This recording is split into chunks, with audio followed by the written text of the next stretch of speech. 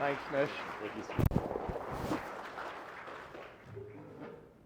Oh, Julia, you didn't give me the book this morning. It's like Wheel of Fortune. Hold on. Thank you. Good morning. So this famous book, which is probably written by 20 people in the Ministry of the Solicitor General, where they prepare every remark for me, ad verbatim, and they expect me to read it. Well, I'm not going to be reading it, but thanks. Thanks, Julie. C'est un grand honneur pour moi d'être ici avec vous aujourd'hui. It is wonderful to be here and to talk to you for a few minutes about the respect that I have, the respect that Premier Ford has for the work that you do. And I thought that rather than reading a whole long speech, but don't tell them I didn't read it because I don't want them to lose their jobs, I wanted to tell you how I came to appreciate the immense work that you do. And I want to thank a phenomenal Chief of PL, Chief Nish Yapa, and Deputy Chief Anthony, and the other leadership who are here from Peel. On September 12th at around 2 o'clock, that day changed my life. It has been an honor of my life to have been elected as the MPP for York Centre. I've just crossed the one-year mark last Friday. We all did who were elected on June 2nd, 2022. And on June 24th, 2022, I was asked to be the Solicitor General of Ontario by our Premier. And I told him that I would take the responsibilities incredibly seriously, but I would always listen and learn and engage and feel connected to the work that everyone does to keep Ontario safe. And we know it's the police officers and the firefighters and the correctional, probation, and parole officers. We know it's the special constables. We know it's all the support staff too. We know it's the animal welfare inspectors, but it's also the 911 call operators, the telecommunicators, and the people who are here in this room that keep Ontario safe. And on September the 12th at around 2 o'clock, when I got the news that Andrew Hong's life was lost at Argenta Road nearby, I decided that I had to go out the next day, firstly to offer my thanks and my condolences, my thanks to the people that responded to the emergency and who helped save lives, and my condolences to the entire community on the passing of not only Andrew, but the other people involved as well. I went out on September the 13th in the morning, and I went out and Deputy Anthony was there and Chief Nish were there, and we went to the call center in Peel. That's Sir Robert Peel in the building not too far from us. And it was a real human experience for me to understand the pain that everyone was going through. I remember meeting, Chief, the operators that were there the day prior, and they came out to speak to me. And we had a lot of tears and a lot of hugs. And I listened to the tapes. I listened to those tapes. And I left a changed person. I went shortly thereafter to Halton. And the first thing I said when I went to Halton was, take me to the call center. I want to go to the call center.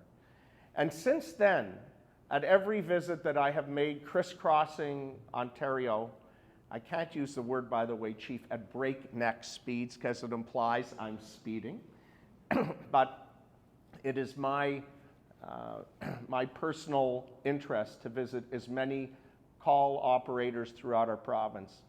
And I've been to Sault Ste. Marie, as I mentioned, to the operators almost at midnight. I've been to York Region. I was at the York Region call center last week, very late, almost at midnight.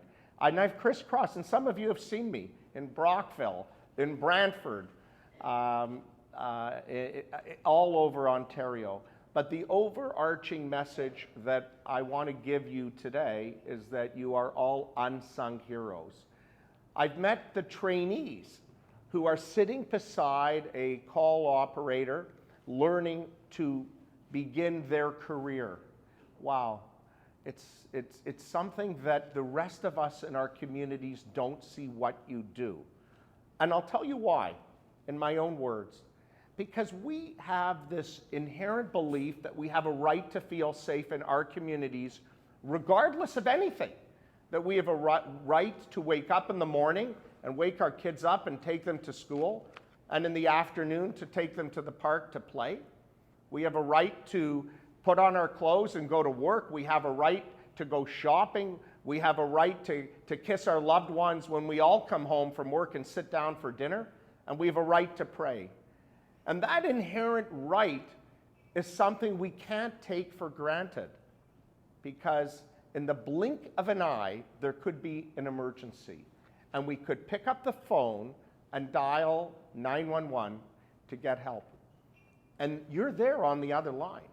You're there calmly, concerned, and caring for us so that we can get the help that we need. And we have to be there for you too. So I wanted to talk again very briefly on two initiatives that the government is working on. And firstly, it is the moving forward with the next generation 911. I don't know if there's any telecommunicators here from Barrie, Ontario. Oh, I've been to Barrie, Ontario. I've seen the beginning of the integration, as you would see, of NG 911, and I hope you'll tell your colleagues what's it like. You don't have the keyboard anymore. And I've also been to South Simcoe. I don't know if anybody's here from South Simcoe, but South Simcoe, which is a small service just south of Barrie, has technology that was probably, they have a backup piece of technology that's been around for a very long time. And it's amazing to see the oldest parts of the backup technology to what Barrie is now doing with the newest, and Owen Sound as well. And there's other municipalities that are finally implementing the earliest steps of 911 next generation. And our government is contributing over $200 million to help the municipalities move forward.